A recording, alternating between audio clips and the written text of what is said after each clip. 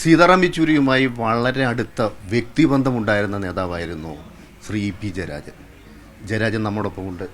സഖാവ്, എങ്ങനെയാണ് ഈ യെച്ചൂരിയുടെ ഈ ഒരു നിര്യാണം? സീതാറാം യെച്ചൂരിയുടെ വേർപാട് കമ്മ്യൂണിസ്റ്റ് പാർട്ടി മാർക്സിസ്റ്റിനെ സംബന്ധിച്ച് വലിയ നഷ്ടമാണ്. പാർട്ടിക്ക് മൊത്തത്തിലുള്ളതോടൊപ്പം തന്നെ കേരളത്തിലെ പാർട്ടിക്ക് ഒരു വലിയ നഷ്ടം തന്നെയാണ്. കേരളത്തിലെ പാർട്ടിയുമായിട്ട് ഏറ്റവും അടുത്ത് ബന്ധമുള്ള, അവിടുത്തെ പാർട്ടി സഖാക്കളുമായി നല്ലതുപോലെ ഇടപഴകി ബന്ധമുള്ളൊരു നേതാവാണ്. ഞാനുമായിട്ടൊരു 10-40 വർഷക്കാലത്തിലധികം അദ്ദേഹവുമായി അടുത്ത് ബന്ധപ്പെട്ട് പ്രവർത്തിക്കുന്ന ഒരാളാണ്. DYFIയുടെ രൂപീകരണ കാലഘട്ടം തൊട്ട് അദ്ദേഹവുമായി നല്ല ബന്ധമാണ്. DYFIയുടെ all India committee office BP ഹൗസിലായിരുന്നു. ഞാൻ താമസിച്ചത് BP ഹൗസിലായിരുന്നു അന്ന്, DYFI പ്രസിഡൻ്റ് എന്നുള്ള നിലയിൽ. അതേ VP ഹൗസിലാണ് SFIയുടെ all India committee office. All India പ്രസിഡൻ്റായിരുന്നു സീതാറാം. അദ്ദേഹവുമായിട്ട് ആ കാലം മുതൽ ഏറ്റവും അടുത്ത ബന്ധം വെച്ച് പുലർത്തി പ്രവർത്തിച്ചു വന്നിരുന്നു. ഒരു ഘട്ടത്തിൽ ഞാനും അദ്ദേഹത്തോടൊപ്പം വിദേശയാത്രക്കുണ്ടായിരുന്നു. പാർട്ടിയുടെ ഒരു പ്രതിനിധി സംഘം റഷ്യ, സോവിയറ്റ് യൂണിയൻ സന്ദർശിച്ച ഘട്ടത്തിൽ DYFI പ്രതിനിധിയായി ഞാനും ബുദ്ധദേവ് ഭട്ടാചാര്യയും, SFIയെ പ്രതിനിധീകരിച്ചുകൊണ്ടെന്ന് സീതാറാമും നേപ്പാൾ ദേവ് ഭട്ടാചാര്യ, ഞങ്ങൾ 4 പേര് 10-14 ദിവസക്കാലം ഞങ്ങൾ ഒന്നിച്ച് താമസിച്ചവരാണ്. ആ 14 ദിവസക്കാലം ഞാൻ യഥാർത്ഥത്തിൽ സീതാറാം യെച്ചൂരിയുടെ ഒപ്പം താമസിച്ചിട്ടുള്ള ഒരാളാണ്. ആ ബന്ധങ്ങളും ആ പരിചയങ്ങളുമൊക്കെ പിൽക്കാലത്ത് പാർട്ടിയിലുടനീളം പ്രവർത്തന രംഗത്തുണ്ടായി. അദ്ദേഹം എപ്പോഴും പുഞ്ചിരിച്ചുകൊണ്ടേ വർത്തമാനം പറയും. അദ്ദേഹം ഏറ്റവും ഒരു പ്രകോപിതനായിട്ടോ അല്ലെങ്കിൽ കടുത്ത ഭാഷകൾ ഒരിക്കലും അദ്ദേഹം ഉപയോഗിക്കാറില്ല. ഒരുപാട് ഭാഷകളറിയാം. ഇന്ത്യൻ പാർട്ടി കെട്ടിപ്പടുക്കാൻ അദ്ദേഹത്തിന് വലിയ കഴിവും പ്രാപ്തിയും ഉണ്ടായിരുന്നു. സഖാവ് സുന്ദരയ്യ, BTR, EMS, ബസവ് പുന്നയ്യ, ഈ മഹാരഥന്മാരായ നേതാക്കന്മാരോടൊപ്പം പ്രവർത്തിച്ച് അനുഭവങ്ങളിലൂടെ വളർന്നു വന്നു. അതോടൊപ്പം തന്നെ അദ്ദേഹം ജനങ്ങൾക്കിടയിൽ പ്രവർത്തിച്ചിട്ടുള്ള അനുഭവങ്ങൾ സമാഹരിച്ചു. അങ്ങനെ ഉയർന്നു വന്ന നേതാവാണ് അദ്ദേഹം. ഒരു സമ്പന്ന കുടുംബത്തിലാണ്, ആന്ധ്രയിലാണ് ജനിച്ചു വളർന്നത്. പിന്നീട് അദ്ദേഹം ഡൽഹിക്കാരനായി. ഡൽഹിയിൽ താമസിച്ച വിദ്യാർത്ഥി യുവജന പ്രസ്ഥാനങ്ങളിലൂടെ പാർട്ടിയിലേക്ക് അദ്ദേഹം കടന്നു വന്ന് പാർട്ടിയുടെ ഉന്നത സ്ഥാനങ്ങളിലെത്തി പാർട്ടിയെ നയിച്ചു. 9 വർഷക്കാലമായി ജനറൽ സെക്രട്ടറിയാണ്. ഒട്ടനവധി സ്വഭാവ ഗുണങ്ങൾ, മനുഷ്യസ്നേഹപരമായ നിലപാടുകൾ, തൊഴിലാളി കർഷക ജനവിഭാഗങ്ങളോടുള്ള അങ്ങേയറ്റത്തെ സ്നേഹവും ബഹുമാനവും ആദരവുമുള്ളൊരു നേതാവ്, ഇന്ത്യൻ ജനതയെ അങ്ങേയറ്റം സ്നേഹിക്കുന്ന ഒരാൾ എന്ന നിലയിലെല്ലാം അദ്ദേഹത്തിൻ്റെ പ്രത്യേകതകളാണ്. ഇന്ത്യൻ രാഷ്ട്രീയത്തെ സമർത്ഥമായി ഒരു മാർക്സിയൻ കാഴ്ചപ്പാടിനനുസരിച്ച് ഉപയോഗിച്ചു വരുന്ന നേതാവാണ്.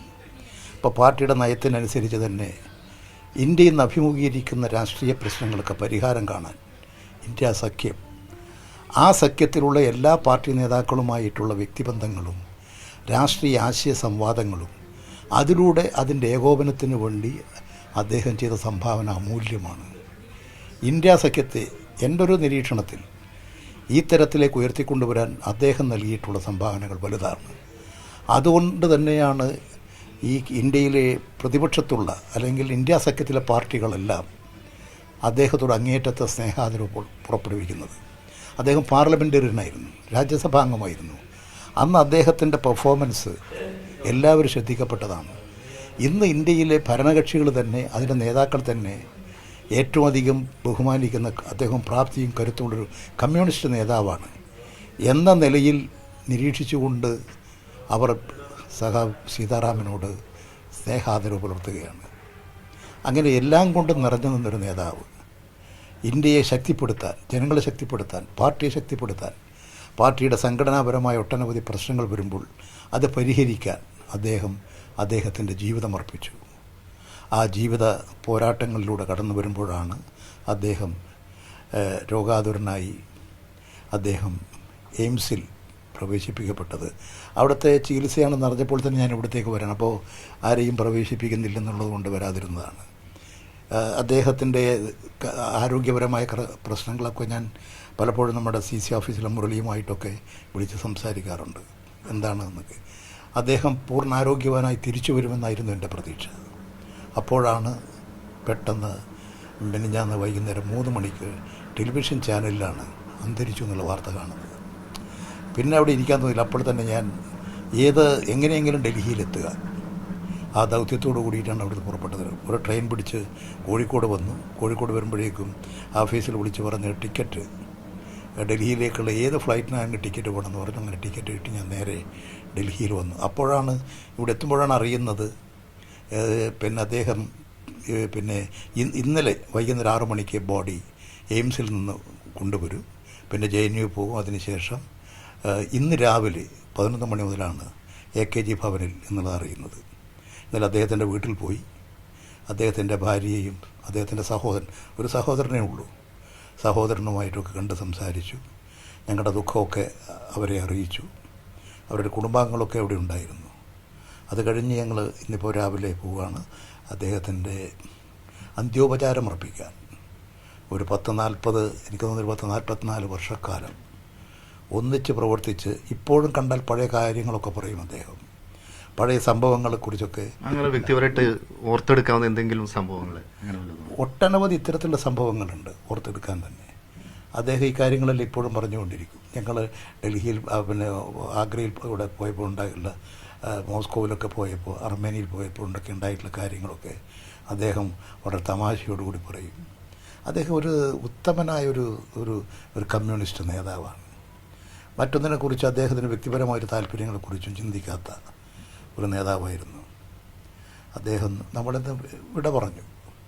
ഇനിയിപ്പോൾ അദ്ദേഹത്തോടുള്ള സ്നേഹ ആദരവ് അദ്ദേഹം വിഭാവനം ചെയ്ത പാർട്ടിയെ ശക്തിപ്പെടുത്താൻ പ്രയോഗിക്കുക എന്നുള്ളതാണ്. മാർക്സിസം ലെനിനിസം ഇന്ത്യൻ രാഷ്ട്രീയത്തിൽ പ്രയോഗിച്ച് അതിലൂടെ പാർട്ടിയുടെ ബഹുജന സ്വാധീനം വർദ്ധിപ്പിക്കാനും പാർട്ടി കെട്ടിപ്പടുക്കാനും ജീവിതമർപ്പിച്ച ഒരു വലിയ വിപ്ലവകാരി, മഹാനായ കമ്മ്യൂണിസ്റ്റ് നേതാവ് സഖാവ് സീതാറാം.